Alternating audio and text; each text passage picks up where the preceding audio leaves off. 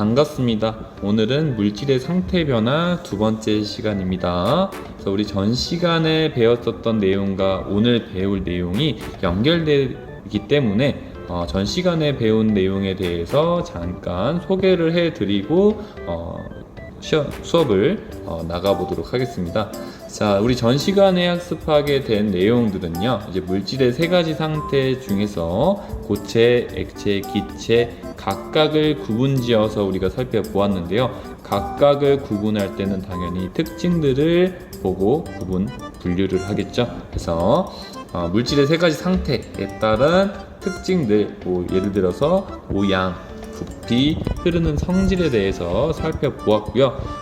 우리가 이쑤시개랑 둥근 모양 과자를 직접 만지면서 만들어 보진 않았지만 같이 함께 얘기를 했었던 걸로 선생님은 기억을 하고 있습니다. 그래서 둥근 모양 과자하고 이쑤시개를 이용해서 고체, 액체, 기체들은 어떠한 입자 모형으로 이루어져 있는지 우리가 상상을 해 보았던 시간도 갖게 되었었죠. 자, 그래서 오늘은 이 물질의 상태에 따라 입자 배열이 어떻게 되어 있는가를 한번 살펴볼 겁니다. 그래서 교과서 160페이지고요. 한번 여러분들께 글을 한번 소개를 해 보도록 하겠습니다. 자, 고체, 액체, 기체 상태에 따라 물질 특징이 다르게 나타난답니다. 그렇기 때문에 물질의 상태에 따라 입자 배열이 다를 수밖에 없겠죠. 그래서 돌이나 나무와 같은 고체 상태의 물질은 입자가 규칙적으로 배열되어 있기 때문에 단단하고 모양과 부피가 일정하죠. 이러한 특징들을 갖고 있대요. 자, 물이나 주스 같은 액체 상태의 물질은 고체 상태의 물질보다 입자가 어떻다? 불규칙하게 배열이 되어 있죠. 따라서 액체는 담는 그릇에 따라 모양이 변하지만 부피는 일정하다. 그러니까 입자들은 불규칙하게 배열이 되어 있기 때문에 담는 용기 또는 그릇에 따라서 모양이 변하지만 그 부피는 일정하다는 거죠. 그러니까 이 양은 부피를 채우는 이 양만큼은 변하지 않는다라는 얘기를 소개를 하는 것 같고요. 또 당연히 여러분들도 잘 알다시피 흐르는 성질을 갖고 있죠. 자, 다음은 이제 공기나 수증기 같은 기체 상태를 소개하고 있죠. 당연히 액체와 같이 입자들은 매우 불규칙하게 배열이 되어 있죠. 따라서 기체는 모양과 부피가 일정하지 않는다. 자, 여러분 생각해 보세요. 액체는요, 담는 그릇에 따라 모양이 변한다. 그렇죠? 기체 또한 모양이 변하는 건 맞죠. 그런데 담는 그릇에 어떤 그릇이나 용기에 이 기체를 담는다라고 표현을 하진 않죠. 그렇기 때문에 여기서 그냥 모양이 일정하지 않다라고만 써져 있고요. 또 부피가 일정하지 않고라고 써져 있죠. 자, 액체는요, 여러분들 부피는 일정하지만 기체는 부피가 일정하지 않는다 라고 소개가 되어 있어요. 왜 그럴까요? 그렇죠. 우리 이 기체는요, 전 단원에서도 학습을 했듯이 기압과 기온에 따라서 우리가 부피가 달라진다는 것을 알 수 있었죠. 그렇지만 그 질량만큼은 변하지 않습니다. 또한 기체 또한 흐르는 성질이 있으며 퍼져나가는 공간을 가득 채우는 그런 특징들을 갖고 있죠. 그래서 고체, 액체, 기체에 대한 각각의 특징들을 좀 살펴봤고요. 이를 다시 한번 정리를 하면, 자, 고체는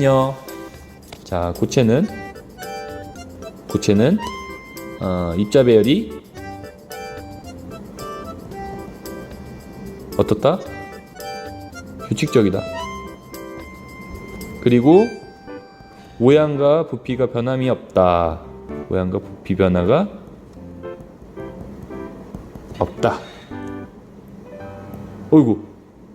자, 그냥 계속 합시다. 자, 다음은 액체입니다. 자, 액체는요, 입자 배열이 어떻다? 불규칙하다. 배열이 불규칙하다. 자, 근데 이 액체는요, 기체보다는 그래도 규칙해요. 그러니까 이게 뭐냐면 비교적 규칙적이라는 소리예요. 그러니까 기체보다는 규칙적이지만 고체보다는 불규칙합니다. 그리고 모양의 변화는 있었죠. 그러니까 모양이 일정하지 않고 대신에 부피는 어떻다? 일정하다. 자, 그 다음에 이번엔 기체죠. 기체. 자, 기체는 이 색깔로 합시다. 기체는 입자 배열이 어떻다? 매우 불규칙하다. 매우 불규칙. 그리고 모양과 부피가 어떻다? 일정하지 않다. 자, 이렇게 총 고체, 액체, 기체에 대한 특징들을 한번 정리를 해봤고요. 자, 그림 5-1을 좀 보도록 할게요. 자, 그림 5-1을 보면요, 고체, 액체, 기체를 이렇게 그림으로 소개가 되어 있죠. 그래서 고체부터 살펴보면 이제 단단하고 모양과 부피가 일정하다라고 소개가 되어 있고요. 또 이 고체를 세밀하게 보았을 때는 이런 식으로 입자들이 굉장히 규칙적으로 이렇게 달라붙어 있는 것을 우리가 알 수 있죠. 그리고 입자 사이의 거리가 매우 가깝다라는 거. 자, 근데 여기서 여러분들이 주의해야 될 점은 뭐냐면, 모든 물질들은 다 같은 입자들로 이루어져 있다고 생각하는 친구들이 있어요. 그러니까 입자라고 하면 굉장히 작은 단위죠. 이 작은 단위일 때는 모두 다 동일한 모든 물질들이 동일한 입자들로 이루어져 있다고 생각하는 친구들이 있는데, 사실 그렇지 않습니다. 자, 생각을 해보세요. 여기 있는 원통형이 있는 이 블럭, 그리고 이 세모 형태로 되어 있는 이 블럭을 생각해 봤을 때 여러분 색상이 어때요?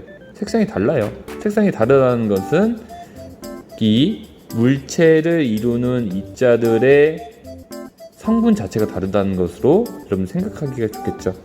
그러니까 빨간 색깔 원통은 빨간 색깔을 띠는 그런 성분인 그런 입자들로 되어 있고, 이 세모는 노란 색깔이니까 노란색을 띠는 그런 성분을 갖는 입자들로 채워져 있다란 말이죠. 그러니까 얘네들은 성분 자체가 서로 다 다를 수 있다는 거 알고 계세요. 입자라고 해서 입자는 굉장히 작은 단위이기 때문에 다 동일한 물질이다?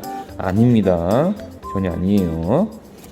자, 이번에 액체를 살펴볼게요. 액체는요, 이렇게 주전자, 그리고 컵, 아니면 이런 비커들에 따라서 모양 자체가 계속 변하고 있다는 것을 우리가 알 수 있죠. 자, 그리고 기체죠, 기체. 자, 여러분들 기체를 설명하기 전에 이 입자들의 형태를 좀 살펴보세요. 살펴봤을 때 입자들의 규칙적인지 불규칙적인지 하는 입자 배열, 그리고 입자 사이의 거리에 대해서 한번 생각을 해보면, 고체, 액체, 기체로 갈수록 점점점 입자 배열이 굉장히 자유로워진다, 불규칙해진다 라는 것을 우리가 살펴볼 수가 있어요. 그렇죠? 또 입자 사이의 간격 또한 점점 멀어진다는 것을 우리가 알 수 있죠. 근데 여기서 여러분들 하나의 의문점이 생길 수가 있어요. 뭐냐면 입자들끼리 서로 어떻게 보면 붙어 있다. 고체의 경우에 거의 붙어 있는데, 이렇게 붙어 있을 수 있는지가 궁금할 수가 있어요. 그죠? 사실 여러분들 인력이라고 하는 개념을 잘 알고 있는 친구들도 있겠지만 잘 모르는 친구들이 있을 수 있어서 선생님 간략하게 좀 설명을 하자면, 자, 인력이라고 하는 거는 서로 끌어당기는 힘이라고 생각하면 돼요.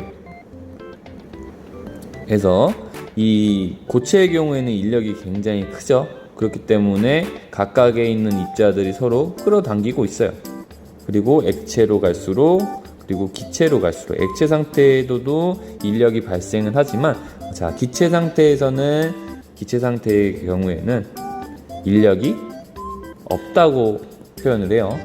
입자 사이끼리 인력이 작용하지 않는다라고 표현을 합니다. 자, 그리고 또 이 고체를 가열을 하면 녹게 되겠죠. 그 녹게 되는 이유는, 이 가열을 하면은 여러분들 입자들이 굉장히 활발해지고 그러다 보니까, 이 운동성이 커지다 보니까 이 서로 간에 있었던 이 인력들을 끊어내고 탈출을 해버리는 거죠. 자, 생각을 해봅시다. 자, 이런 식으로 연결이 되어 있어. 이런 식으로 다 붙어 있다고 해봅시다. 인력에 의해서. 근데 얘네들이 온도가 높아졌다는 거지. 온도가 높아지면 얘네들은 점점 운동성이 커집니다. 이 운동성이 점점 커지다 보면은 이렇게 작용하고 있었던 이런 인력들이 끊어집니다. 끊어지게 되면서 얘네들이 나중에 이제 액체 상태, 그러니까 인력이 좀 더 작은 상태가 되겠죠. 자, 여기까지 좀 설명을 하고요. 자, 다음 페이지 161쪽입니다. 자, 물질을 이루는 입자들은 끊임없이 운동을 하는데 물질 상태에 따라 입자의 운동 정도가 다르다고 하죠. 그래서 고체 상태는 입자 사이의 거리가 매우 가까워 입자의 운동이 활발하지가 않고, 액체는 고체보다는 크고 기체보다는 작겠죠. 그래서 비교적 자유롭다고 표현이 되어 있고요. 기체 상태는 굉장히 자유롭다 라고 설명이 되어 있습니다. 자, 여기 있는 표를 한번 정리를 해봅시다. 자, 입자 배열은요, 불규칙적이다 라고 쓰면 되고, 기체는 매우 불규칙적이다. 자, 그 다음에 입자 사이 거리는 매우 가까움, 기체는 매우 먼 이라고 작성을 하면 되겠죠. 자, 스스로 확인을 하고 다음 그 단원을 학습을 한번 해봅시다. 자, 파란색으로. 자, 스스로 확인하기입니다. 자, 물질의 세 가지 상태 중 물질의 모양과 부피가 일정한 상태는 뭐라 한다? 그렇지, 고체라고 하죠. 담는 그릇에 따라 모양이 변하지만 부피가 일정한 것은, 그쵸, 액체죠, 액체. 자, 2번입니다. 물질의 세 가지 상태 중 물질을 이루는 입자 사이의 거리가 가장 먼 상태보다, 그치, 기체죠, 기체. 자, 과학적 사고력 문제죠. 자, 액체 상태와 기체 상태의 공통된 특징을 입자 배열과 관련하여 설명을 해보자, 보자라고 써져 있죠.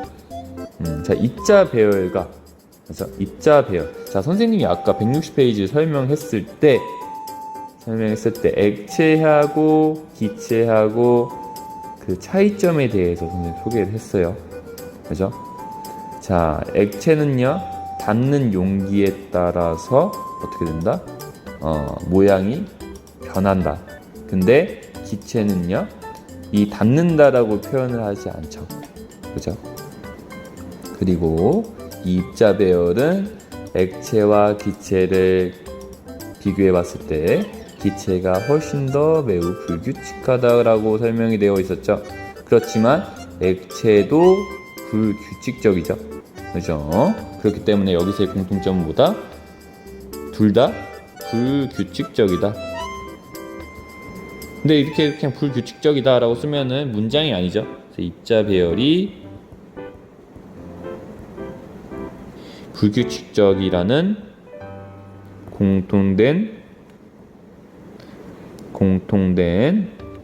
특징을 갖고 있어. 공통적으로 흐르는 성질을 가지고 있다. 이렇게 쓰면 되겠죠. 그러니까 입자 배열이 불규칙적이라서 공통된 특징을 갖고 있으며로 바꿉시다. 있으며 공통적으로 흐르는 성질을 가지고 있다. 자, 이런 식으로 쓰면 되겠죠. 자, 여기는 는이의 는. 자, 다시 입자 배열이 불규칙적이라는 공통된 특징을 갖고 있으며 공통적으로 흐르는 성질을 가지고 있다 라고 쓰면 되겠죠. 자, 이렇게 해서 우리 물질의 세 가지 상태 소단원이 마무리가 됐고요. 자, 다음 단원인 물질의 상태 변화까지 우리가 학습을 하고 수업을 끝내면 되겠죠. 그래서 오늘은요, 여러분들 교과서 163쪽까지만 좀 학습을 하도록 하겠습니다. 자, 우리가 항상 학습 목표를 읽기 전에 생생개념 영상을 보죠. 생생개념 영상을 보고 그 다음에 수업 진도를 나가 봅시다.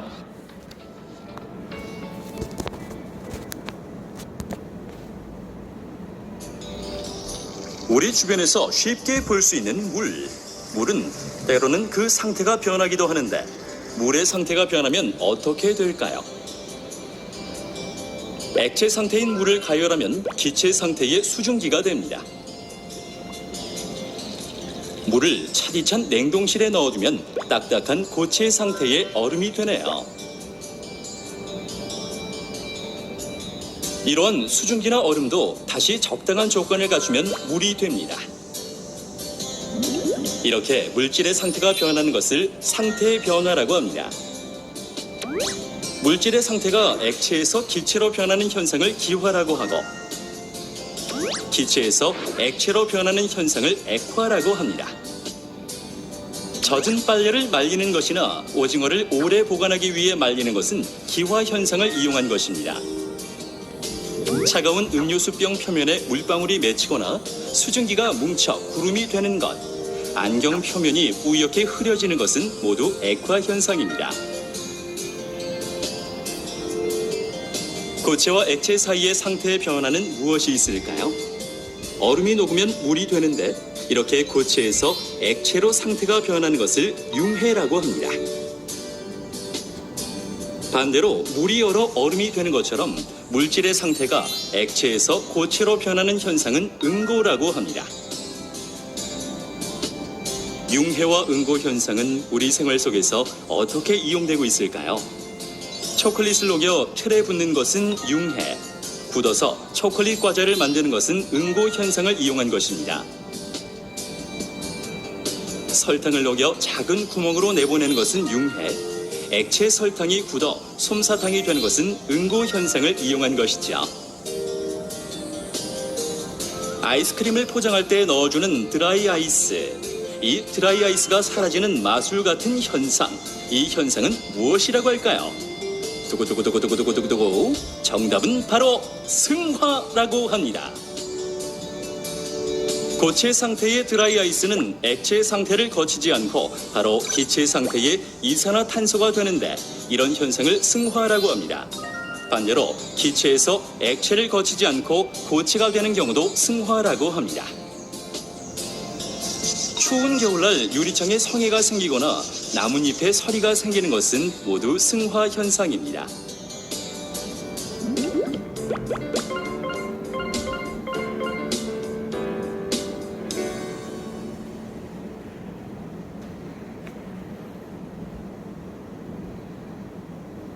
자, 영상 시청 잘 하셨죠? 그래서 오늘은 물질의 상태 변화의 단원을 한번 학습을 해 봅시다. 그래서 학습 목표부터 좀 살펴볼게요. 자, 물질의 상태 변화를 관찰하고 상태 변화가 일어나도 물질의 성질은 변하지 않음을 설명할 수 있다.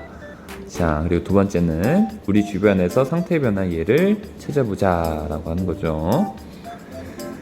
자, 그래서 한번 진도를 쭉 나가 봅시다. 자, 액체와 기체 사이의 상태 변화는 무엇일까? 라고 소개가 되어 있죠. 그래서 오늘은 액체와 기체 사이의 상태 변화 정도만 살펴볼 겁니다. 고체하고 액체 또는 고체하고 기체 상태의 변화는 우리 다음 시간에 살펴볼 겁니다. 자, 한번 쭉 읽어볼게요, 여러분들. 자, 물질은 한 가지 상태로만 존재하는 것이 아니라 다른 상태로 변할 수 있다. 이와 같이 물질의 상태가 변하는 것을 우리는 뭐라 한다? 그렇지, 상태 변화라고 합니다. 상태 변화. 자, 상태. 자, 고체의 상태, 액체의 상태, 기체의 상태라고 얘기를 하죠. 그런 상태들이 어떻게 된다? 변화한다.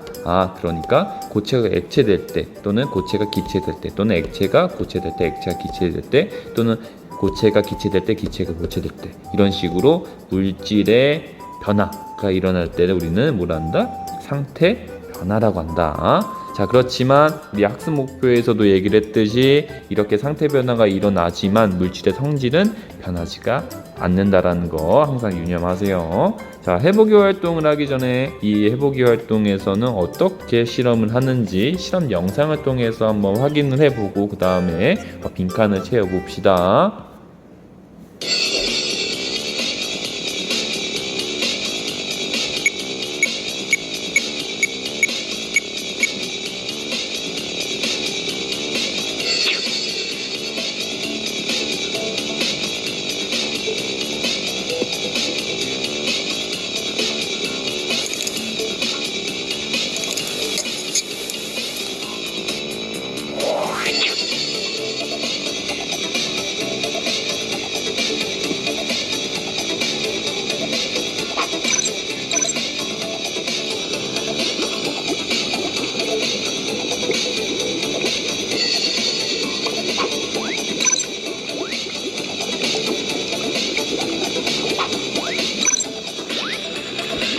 자, 여기서 중요한 거는 선생님이 우리 전 시간에 수증기하고 하얀 김은 서로 다른 상태라고 얘기를 했었죠. 그 이유를 이 영상에서 우리가 확인할 수 있을 겁니다.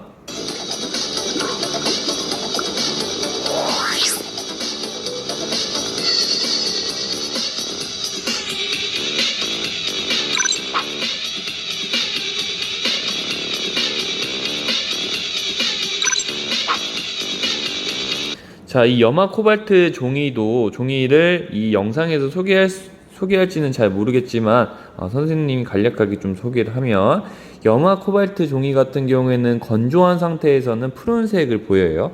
그런데 이 코발트 종이가 물을 흡수를 하게 되면 이런 식으로 붉은색으로 변합니다.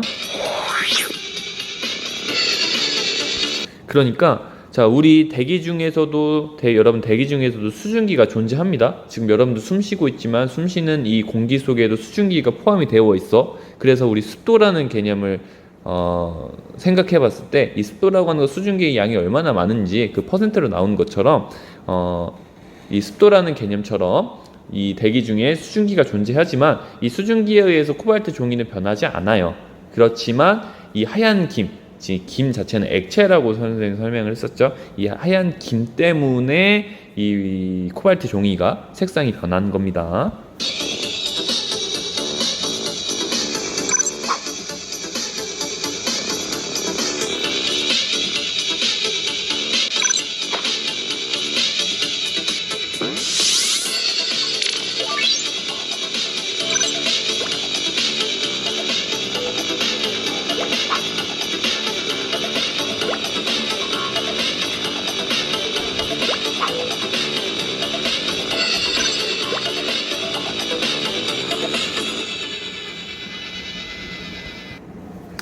근데 여기서 이제 여러분들이 좀 궁금해 할 점은, 수증기가 나와서, 자, 물을 가열을 해서 기체 상태인 수증기가 나왔어. 근데 수증기가 또다시 김의 상태가 됐죠. 하얀 김의 상태가 있어. 그러니까 처음엔 액체, 두 번째는 기체, 기체가 다시 액체 상태로 돌아왔죠. 자, 그 이유는 왜 그러냐면, 이 수증기는 처음에 끓은 상태이기 때문에 굉장히 온도가 높죠. 온도가 높지만 기체는 그만큼 온도가 높지만 얘네들은 나중에 이제 차가운 대기 중으로 나오죠. 그러면서 급속하게 냉각이 이루어집니다. 급속하게 냉각이 이루어지게 되면은 얘네들이 다시 액체 상태로 돌아가려고 하겠죠. 그죠? 그러면서 하얀 김이 만들어집니다.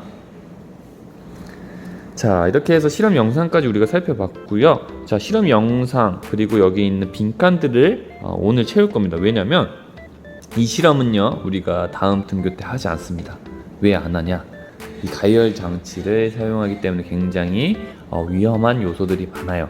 뭐 예를 들어서 가열하는 이 가열판에 여러분들 뭐 친구랑 장난을 치다가 화상을 입거나, 또는 이 삼각 플라스크는 유리의 재질로 되어 있기 때문에 또 안전상의 문제가 발생할 수가 있어요. 깨지거나 또 그럴 수 있죠. 그렇기 때문에 이 실험은 우리가 등교날 하지 않을 거기 때문에 이번 시간에 그냥 다 하도록 합시다. 아시겠죠? 자, 준비물을 봅시다. 자, 준비물은 뜨거운 물, 삼각 플라스크, 가열 장치, 알루미늄 포일, 푸른색 염화 코발트 종이, 핀셋, 보안경, 면쟁밥, 이렇게 준비물이 필요하다고 합니다. 그러면 과정을 살펴보면, 자, 과정은 총 세 단계로 이렇게 과정이 나와 있죠. 첫 번째는 이제 뜨거운 물이 들어있는 삼각 플라스크에 알루미늄 포일을 씌운대요. 그리고 나서 가운데 이렇게 구멍을 뚫고요. 두 번째는 물을 가열하면서 나타나는 현상들을 관찰하는 거죠. 그래서 물이 끓으면 알루미늄 포일 바로 윗부분에 김이 생기는 부분에 이제 푸른색 염화 코발트 종이를 데워보는 거죠. 자, 근데 여기서 각각이라고 했으니까 가열하기 전과 가열한 후를 얘기를 하겠죠. 근데 가열하기 전에는 당연히 코발트 종이에는 계속 파란색을 유지하겠죠. 근데 이제 가열한 그런 실험에서는 이제 하얀 김이 올라오기 때문에 이 코발트 종이는 붉게 변하겠죠. 그래서 과정 2와 과정 3에서 관찰한 내용을 적어보자라고 했는데, 자, 과정 2번에는 뭐라고 쓰면 될까요? 그쵸? 삼각 플라스크 속에 물이 끓게 되면 수증기를 변해 작은 구멍으로 빠져나와 이제 대기 중에서 이제 공기 중에서 식게 되면 하얀 김으로 변한다. 뭐 이런 식으로 쓰면 되겠죠? 그래서 이거를 선생님이 한번 써볼게요. 자, 여러분들도 교과서에 옮겨 놓으세요.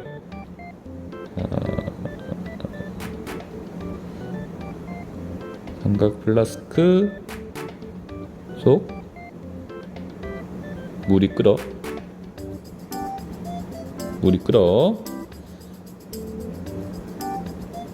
수증기로 변해 작은 구멍으로 빠져 나오다가 수증기가 공기 중에서 식으면 하얀 김으로 변한다. 뭐 이런 식으로 쓰면 되겠죠. 자, 과정 3번을 봅시다. 구멍과 가까운 부분에 염화 코발트 종이를 대었을 때, 자, 어떻게 변한다? 붉은색으로 변한다. 자, 김이 생기는 부분에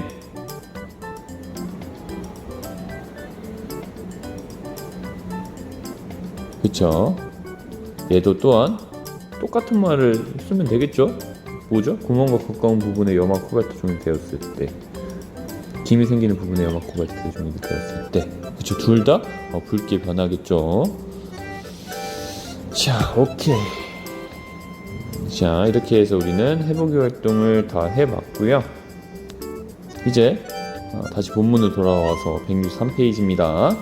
자, 삼각 플라스크에 물이 끓으면 액체 상태의 물이 기체 상태의 수증기를 변해 작은 구멍으로 빠져나온대요. 이처럼 물질의 상태가 액체에서 기체, 뭐라고 한다? 기화라고 한다. 그러니까 물을 끓였죠. 물을 끓이니까 당연히 끓음의 동시에 이제 수증기로 변하죠. 물질이. 그죠? 그럼 얘를 뭐라 한다? 이제 기화라고 한다고. 오케이? 자, 그 다음에 이제 눈에 보이지 않았던 수증기가 식으면 어디서? 공기 중에서 식는다고 했었죠. 그러면서 하얗게 김이 서린다. 그걸 우리는 뭐라고 한다? 액화라고 한다. 액화. 그래서 기화랑 액화라는 단어는 선생님 되게 많이 쓸 거야. 그래서 꼭 이 개념만큼은 알아두세요. 자, 그 다음에 이제 기화나 액화가 일어날 때 물질의 성질은 변할까? 활동에서 알루미늄 포일 구멍 가까이에서는 아무것도 보이지 않다가 이 부분에 푸른색 염화 코발트 종이를 대면 붉은색으로 변한대요. 또 하얀 연기처럼 보이는 김에 푸른색 염화 코발트 종이를 대면 마찬가지로 염화 코발트 종이가 붉은색으로 변한대요. 이것은 기화나 액화가 일어나도 물질의 성질이 변하지 않는다라는 것을 우리가 알 수 있죠. 자, 이게 무슨 말이냐면 이제 수증기로 할 때나 하얀 김으로 할 때나 동일하게 이제 코발트 종이가 붉은색으로 변한다. 뭐 이런 의미로 설명을 하는 것 같습니다. 자, 근데 사실상 여기서 조금 잘못된 게 우리 눈에는 보이진 않지만 굉장히 이 뜨거운 수증기는 급격하게 다시 액체 상태로 변하려고 하거든요. 그래서 여기선 수증기에 의해서 염화 코발트 종이가 색상이 변했다가 아니라 사실 바로 이제 액화 상태로 접어드는 이 수증기의 성질 때문에 이제 그렇게 되는 것이기 때문에 사실상 여기서 이 실험을 가지고 물질의 성질이 변하고 변하지 않는다를 표현할 수는 없지만 사실상 결과론적만 봤을 땐 물질의 성질이 물질의 상태 변화에 따라서 바뀌진 않아요. 그것만 좀 알아두시면 될 것 같습니다. 자, 그림 5-3은 이제 우리 주변에 관찰할 수 있는 기화와 액화의 예시다 라고 써져 있죠. 기화, 우리 물을 끓일 때 물의 양이 줄어드는 거. 왜냐? 이제 수증기가 탈출을 하죠. 이렇게 탈출하죠. 그 다음에 이제 손소독제. 얘도 이제 에탄올 성분을 갖고 있기 때문에 이 에탄올은요 증발이 굉장히 잘 돼요. 증발이 잘 되기 때문에 여기 있었던 처음에 액체 상태의 에탄올 성분이 이제 시간이 조금 지나면 증발에 의해서 기화 현상이 나타나는 거죠. 그다음 이번에 액화 현상 같은 경우에는 이제 이 안경을 보면 알 수 있죠. 뿌옇게 흐려지는 이런 현상을 이제 우리 액화라고 하고요. 그다음에 이 컵 유리면에 유리컵 표면에 물방울이 맺히는 것 또한 이제 액화 현상이다. 그래서 이 물은 차갑죠. 그리고 상대적으로 밖에 있는 공기들은 온도가 높아요. 그렇기 때문에 온도 차이에 의해서 여기 바깥쪽에 있었던 이 수증기가 차가운 표면을 만나서 이제 냉각에 의해서 이렇게 물방울이 맺히는 그런 과정을 우리는 이제 액화라고 얘기를 하죠. 그래서 여러분 구름 만들어진 거 있죠. 구름도 액화 현상의 하나의 예시이다 라고 생각을 하시면 돼요. 이 구름 만들어진 것도 온도가 떨어진 이 수증기가 이제 응결을 한다라고 표현을 하긴 하지만 아무튼 이 응결 또한 기체가 액체 상태로 되는 액화의 현상의 하나의 동일한 예시이다 라고 생각을 하시면 됩니다. 그래서 오늘은요 이 물질 상태의 변화 단원에서 액체와 기체 사이의 상태 변화까지 우리가 살펴봤고요. 우리 다음 시간에는 이제 고체와 액체 및 고체와 기체 사이의 상태 변화를 학습하게 될 것입니다. 자, 오늘 하루 수고 많았습니다.